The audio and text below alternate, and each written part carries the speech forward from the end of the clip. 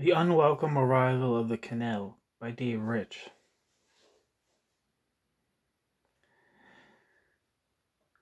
When the Premier League footballer Nicolas Anelka celebrated a goal by performing a kə.nɛl salute, he touched off a storm of protest. Dave Rich examines the phenomenon of the kə.nɛl and asks why it is now so easy for raw, old-fashioned anti-Semitism to be inserted into contemporary radical politics.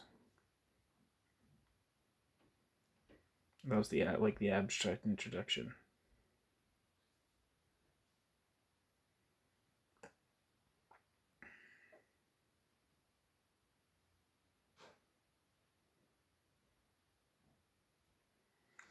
Quote, "The scene is the Zenith de Paris Theatre, December 2008.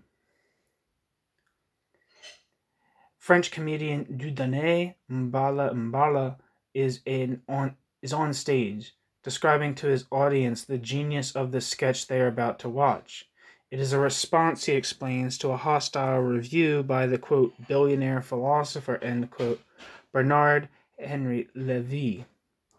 Cue pantomime boos from the crowd, who had described Dieudonné's previous show as the, quote, biggest anti-Semitic meeting since the last World War, end quote.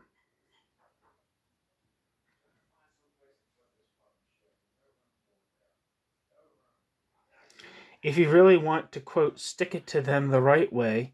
to send them climbing up the wall, end quote, he tells his cheering, laughing fans, without ever defining, quote, them, end quote, you will welcome on stage, quote, the most unfrequentable person in France, end quote.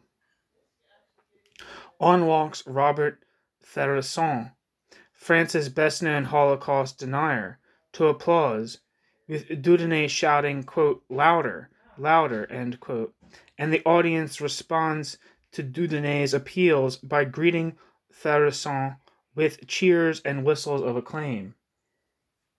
The punchline to the sketch comes when Dieudonné calls on stage his assistant, Jackie, in his, quote, suit of light, end quote, to give Tharasson an award, quote, for unfrequentability and insolence, end quote. Jackie's, quote, suit of light, end quote, is a mocked-up concentration camp uniform, complete with a stitched-on yellow star. Quote, photographers, let it rip, end quote, Dieudonné cries, as the three of them stand together on stage. Quote, look at the scandal, let's have an ovation, end quote. And an ovation is what they get. Quote, I've been treated in my country like a Palestinian, end quote. Tharasson tells the audience, quote, I'm treated like a Palestinian, and I can't help making common cause with them, end quote. The manner in which Dieudonné maneuvered a Parisian audience into expressing their anti-establishment sentiments by cheering Robert Tharasson, has he ever had such an ovation, even from an exclusively far-right audience? And laughing at Jackie's, quote, suit of light, end quote, all on the premise of sticking it to, quote, them, end quote, shows the ease with which raw, old-fashioned anti-Semitism can be inserted into contemporary radical politics. Quote, making common cause, end quote, between Holocaust deniers, neo-fascists, the pro-Palestinian left, and the revolutionary Islamists of Iran is precisely what Dieudonné has spent the past decade trying to achieve. Originally from the political left, Dieudonné has moved via anti-Israel rhetoric and the fascist Front National to the establishment of his own Parti anti-Zionist, anti-Zionist party. Alongside Dieudonné in PAS is essayist and filmmaker Ilan Soral, who underwent a similar journey from the Marxist left to the Front National before finding a political home with Dieudonné.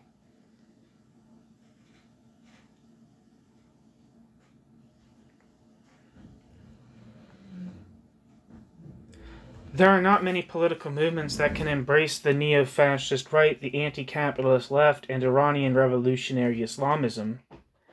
Dieudonné is close to Front National leaders. Jean-Marie Le Pen is godfather to one of his children, while also attracting fans who consider themselves to be left-wing radicals.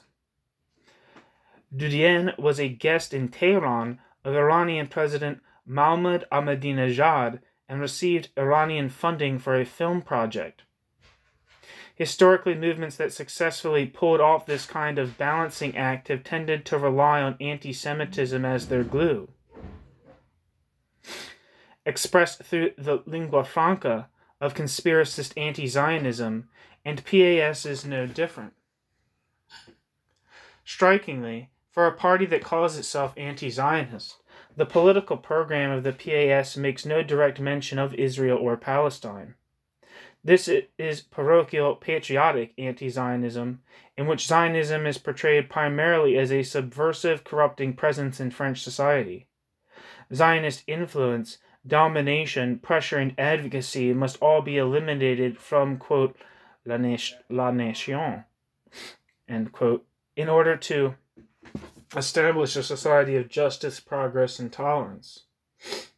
Only then can French power be restored at home and abroad. In 2009, the anti-Zionist party contested the European elections on a slogan to, quote, keep Europe free from censorship, communalism, speculators, and NATO, end quote. In 2010, Dieudonné told Iran's Press TV that France has been taken hostage by the, quote, Zionist lobby, end quote. Dieudonné's political vision could be mistaken for belonging to Europe's radical right, but for the omission of immigration as a grievance. He could sit easily on the populist left, but for his friendship with the Front National. Dieudonné's views carry echoes of the third positionist ideas developed by Nick Griffin and Roberto Fiore, who have sat in the European Parliament in the 1980s. Dieudonné is emblematic of the new post-Cold War, post-9/11 radical politics described by David Aronovich as a, quote, loose coalition of impulses, anti-globalization, broadly anti-modernist and anti-imperialist, end quote, and bound together by a, quote, anti-Israel tinge, end quote. Dieudonné's ethnicity, he is of French Cameroon parentage, and origins on the left have lulled some observers into viewing him as an example of a, quote, new anti-Semitism, end quote, originating in the left and in minority communities, and directed at Israel. This is a category error. Dieudonné's anti-Semitism is very much of the old variety, blaming Jewish speculators and globalists for the erosion of Europe's moral core and sapping of the nation's strength. However, whereas pre-war anti-Semites portrayed this Jewish influence as a hidden hand, pulling the strings of the elite, nowadays Jews are accused of being the very establishment themselves. Symbolized in France by Bernard Henry Levy, they are the new insiders, white, wealthy, and influential, accused of using their status to prevent others from achieving their rightful place in society. Thus, neo-fascist anti-Semitism that sees the, quote, big Jew, end quote, as the cause of all misfortune, merges with the resentments of marginalized minorities, hoovering up the varied grievances of the disenfranchised into one amorphous movement. The anti-Zionist party's program weaves classical anti-Semitism reworked as conspiracist anti-Zionism, with a call for social justice and a lament for France's lost power and purpose, thereby skillfully combining the populist anti-politics of left and right. It's petty nationalism married to Occupy's 99%. This is the political movement that West Bromwich Albion striker Nicolas Anelka introduced to a British audience when he performed a kə.nɛl salute upon scoring a goal in a Premier League match in December 2013, a salute he later dedicated to Dieudonné. The two were friends. It is claimed by Dieudonné's defenders that the kə.nɛl and what it represents, call it quenellism, is an anti-system posture and not anti-Semitic. For example, When the Manchester City footballer Samir Nasri was photographed performing a quenelle, he apologized, explaining that it, quote, symbolizes being against the system, end quote. Nasri has in fact done very well out of the, quote, system, end quote. According to media reports, he earns over £8 million per year playing football. It may well be the case that not every quenellier is motivated by antisemitism. Being, quote, against the system, end quote, is cool, and Dieudonné has successfully helped the quenelle to become its signifying meme. For some, it can genuinely represent a more general pose of rebellion against the structures and authorities that influence all of our lives, often not to our benefit. It appeals to some French footballers the way that gangster rap appeals to some American sports stars. But Dieudonné's association with the quenelle, as its inventor and popularizer, means that it can never be completely detached from his anti-Semitic politics. That Anelka not only performed a quenelle, but then dedicated it to Dieudonné is doubly damning. In France, the quenelle has become both cultural meme and political identifier for Dieudonné's politics and the movement it has spawned. In place of the massed ranks of saluters or marchers that were the political theater of totalitarianism, we have viral online spread of quenelle selfies. This may be the first individualist mass movement of the social media age, in which there are no membership cards or party dues, no meetings in pubs or rallies in town centers. Nothing more than a user-generated quenelle image is necessary to join at a time and place and in a style of your choosing. Quenelle at Auschwitz? Fine. Quenelle at Upton Park? Fine. Quenelle in your living room? Fine. As long as you then tweet or post or blog your quenelle, you're in. You don't even need to do anything as collective as clicking, quote, like, end quote, on a Facebook page to join this mass movement. The power of this meme is demonstrated by its spread. Dieudonné has been much more successful in encouraging quenelliers than he was in attracting votes. However, this is also its political weakness. This is a mass movement of attitude rather than action, which so far has not translated into formal political power. Now that the quenelle has arrived in Britain, the question arises as to the potential for Dieudonné's politics to take root here. There is a plausible argument that anti-Semitic mass movements simply lack the potential in Britain that they have in France. Some of the most divisive episodes in the formation of modern France have revolved around Jews, or to be more precise, the Jewish question. The granting of rights to Jews after the French Revolution, the Dreyfus Affair, the much-belated acknowledgement of Vichy France's record and French collaboration in the Shoah, Holocaust, during the Nazi occupation, are all events that lack parallels in modern British history, in which Jews have, to a certain extent, been protected by their marginality. Furthermore, Holocaust denial has had an association with the left in France via political activists Paul Rezinier and later Pierre Guillaume, for example, that is lacking in Britain. One second. I'll look these people up.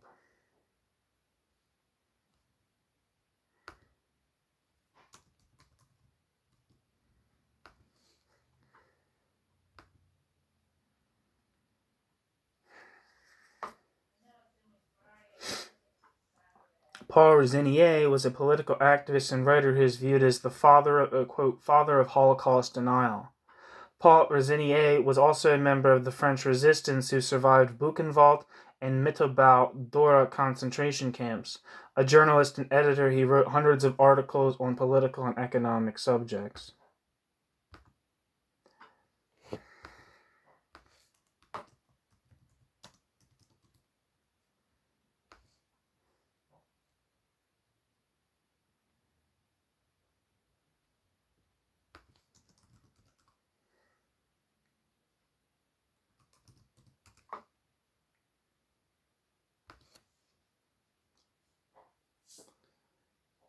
Pierre Guillaume was a French political activist and publisher.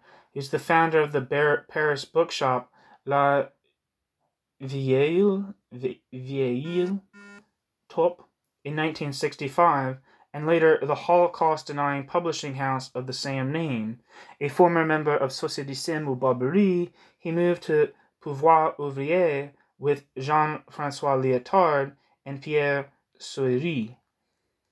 So this is the guy that Lauren Goldner talks about in his review of a hostile history of a hostile French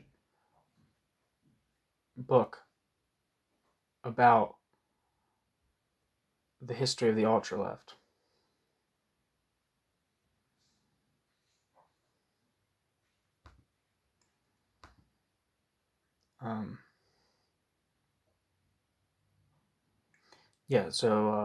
That book is basically kind of, but yeah, that guy, I think that guy emerges out of like Bourdieuism. I'm not exactly sure though. Anyway, back to the text and reading.